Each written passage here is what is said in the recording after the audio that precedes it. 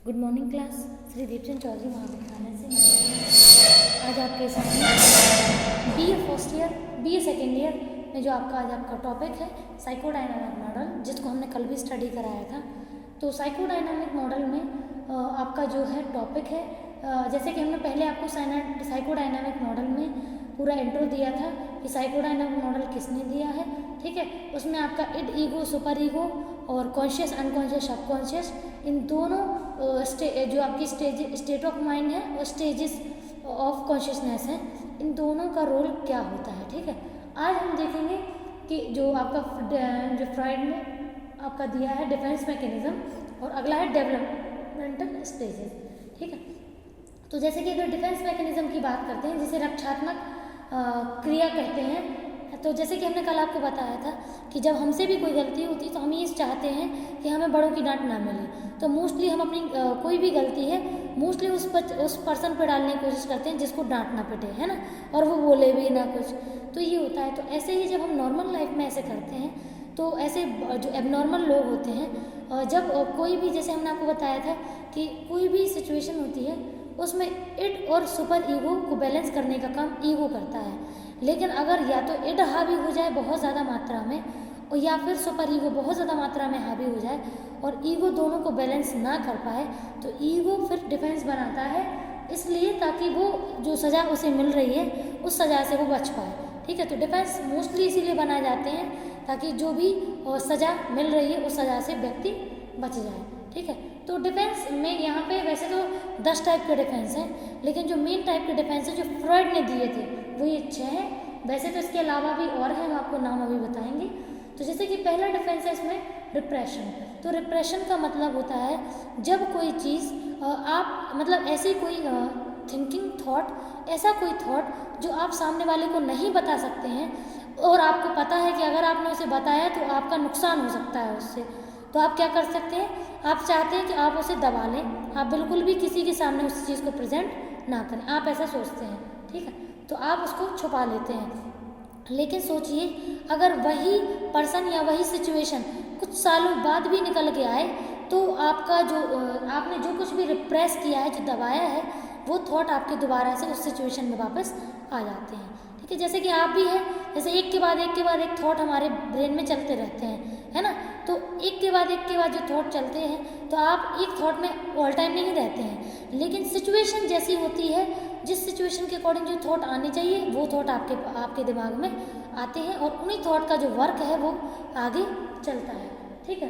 तो इसमें अगला है सप्रेशन, ठीक है। तो सप्रेशन में जब हम रोज़ किसी सिचुएशन को चाहते हैं कि हम उसे बता दें लेकिन नहीं बता पाते हैं, दबा लेते हैं, फिर अगले दिन चाहते हैं कि नहीं हम बोल दें या फिर हमें ऐसा करना है लेकिन नहीं कर पाते हैं, फिर दबा लेते हैं। तो ऐसे ही कंटिन्यू जब यही थॉट जो है जो हमें शेयर करने हैं लेकिन हम नहीं कर पाते हैं, तो वो थॉट हमारे सप्रेशन यानी कि आपका सबकॉन्शियस माइंड में चले जाते हैं, और जैसे ही वो सिचुएशन, पर्सन या जो कुछ भी आपकी कंडीशन है वो सामने आती है, तो वो थॉट भी क्लिक करता है, और जैसे ही आप उस सिचुएशन से हटते हैं तो वो थॉट फिर क्लिक करना बंद हो जाता है, ठीक है।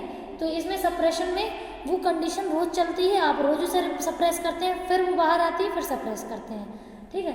थर्ड है रिएक्शन फॉर्मेशन, ठीक है। तो रिएक्शन फॉर्मेशन का मतलब होता है कि आप सोच कुछ और रहे हैं और बोल कुछ और रहे हैं। ये जैसे मान लीजिए आपके दिमाग में क्या चल रहा है वो हमें तब तक नहीं पता चलेगा जब तक वो आप अपने चेहरे और अपने हाव भाव से नहीं दिखाएंगे या अपने शब्दों से ना बताएं, ठीक है। जब तक आप बोल के नहीं बताएंगे हम समझ नहीं पाएंगे।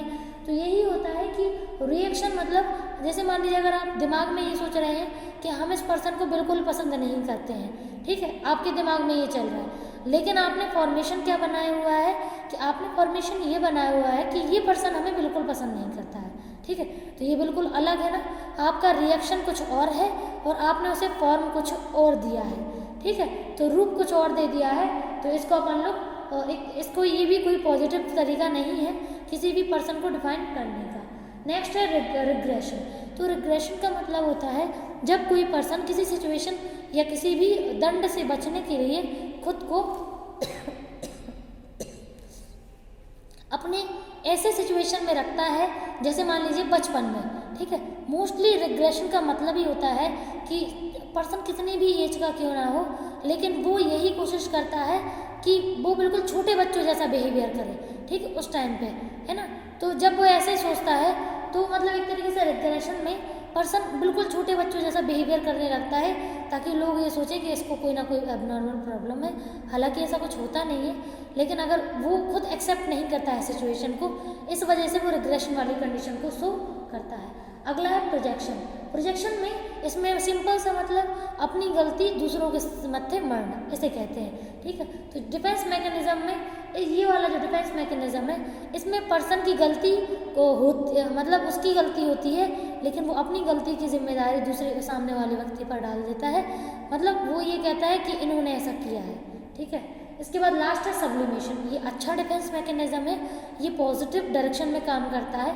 इसमें सिंपल सा ये होता है कि व्यक्ति जो कुछ भी जितना भी नेगेटिव चीज़ें उसके साथ चल रही होती हैं, वो उसको पॉजिटिव वे में निकालता है। इसमें नेगेटिव तरीके से वो प्रेजेंट नहीं करता है, ठीक। जैसे मान लीजिए अगर कोई पर्सन ऑफिस एरिया में बिल्कुल भी खुश नहीं है और वो परेशान चल रहा है और उसको बहुत ज़्यादा बॉस ने टॉर्चर करके रखा है और बहुत गुस्सा आ रहा है, उसे ऐसा लग रहा है कि बॉस को अच्छे से सुना दें या फिर उससे अच्छे से लड़ ले, ठीक है, लेकिन ऐसे नहीं कर पा रहा है वो, तो क्या करेगा वो, फिर उसका गुस्सा या तो अपनी जो उसकी इंटरेस्ट है, जिसमें उसको इंटरेस्ट है और जिसमें वो डेवलप होना चाहता है, जिस फील्ड में वो आना चाहता है, फिर वो अपने उस फील्ड में काम करता है और अच्छे से आगे बढ़ने की कोशिश करता है, ठीक है। तो ये 6 टाइप के हैं। इसके बाद और भी हैं आपके, जैसे कि आपका इंटेलेक्चुअलाइजेशन, ठीक है, जिसमें लोग अपनी बुद्धि का यूज़ करके एक गलत परिस्थिति को भी सही परिस्थिति में बदलने की कोशिश करते हैं, ठीक है। एक होता है रेशनलाइजेशन। इसमें व्यक्ति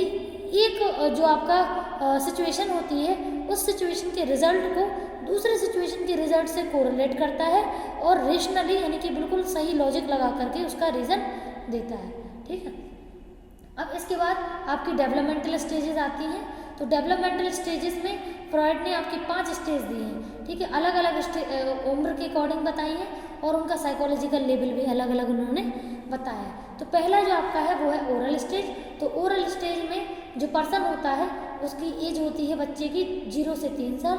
तो ओरल स्टेज का सिंपल सा है कि जब बच्चा बिल्कुल जो अपना ओरल स्टेज जब बच्चा बिल्कुल छोटा होता है, तो इस एज में बच्चा टोटली अपनी मदर पर डिपेंड होता है और उसमें वो बिल्कुल भी अपनी मदर को किसी के साथ भी शेयर करना नहीं चाहता है, ठीक है। तो इसमें जब ओरल स्टेज में अगर बच्चे का कोई कॉम्पिटिटर मिल जाए, मान लीजिए अगर 2 भाई बहन है, मान लीजिए एक 1 साल का है, उसके बाद एक और भाई हो गया या बहन होगी, तो उसको ऐसा लगता है कि नहीं, मदर पूरी मेरी है और मैं किसी से शेयर नहीं करूँगा।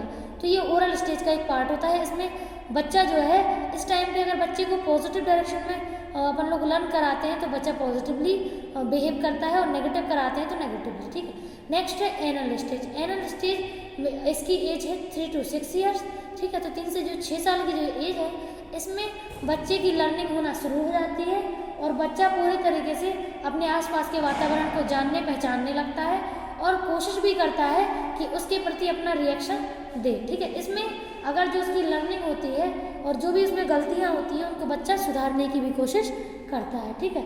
और इसमें लर्निंग भी पॉजिटिव और नेगेटिव दोनों ही डायरेक्शन में होती है, ठीक है। और आपका थर्ड होता है फैलिक स्टेज, ठीक है। तो फैलिक स्टेज में जो बच्चा होता है वो उसमें अपने दोस्तों से मिलना जुलना शुरू कर देता है, क्योंकि इस टाइम पे बच्चे स्कूल जाते हैं, ठीक है। तो उनके दोस्त बनते हैं, वो मिलते जुलते हैं, उनका फ्रेंड सर्कल बड़ा होता है, उनका सोशल बड़ा होता है, ठीक है। तो इस टाइम पे उनके अंदर सुपर ईगो डेवलप होने लगता है, ठीक है। और इसके बाद लेटेंसी स्टेज होती है। इसमें तो टोटली सुपर ईगो डेवलप हो जाता है उनका, ठीक है। और वो शेयर करना सीख जाते हैं और वो उनका जो वो होता है ना कि नहीं वो फैमिली मेम्बर केवल मेरे हैं, नहीं ऐसा नहीं होता, फिर वो सीख जाते हैं, ठीक है। लास्ट है जेनिटल स्टेज। तो ये आपका किशोर अवस्था को बोलते हैं। इसमें बच्चा अपनी लाइफ में नए नए पॉइंट ऑफ व्यू को गेन करता है और जो भी उसके साथ प्रॉब्लम या फिर जो कुछ भी उसके साथ नई नई कंडीशंस आती हैं उनके अकॉर्डिंग वो सीखता है। इस एज में बच्चे को गाइडेंस की बहुत ज़रूरत होती है, ठीक है। तो अगर इस टाइम में बच्चे को गाइडेंस नहीं मिलता है तो बच्चे के साथ बहुत सारी प्रॉब्लम्स देखने को मिल सकती हैं। तो हमेशा हमें ये कोशिश करनी चाहिए कि जो आपकी जेनिटल स्टेज है, जो आपकी जिसको अपन एडोलसेंस भी बोलते हैं, उसमें हम बच्चे पर पूरा ध्यान दें और बच्चे के ऊपर बर्डन ना होने दें, ताकि जो बच्चा है वो टोटली बिल्कुल हेल्दी फॉर्म में डेवलप हो, ठीक है। Thank you.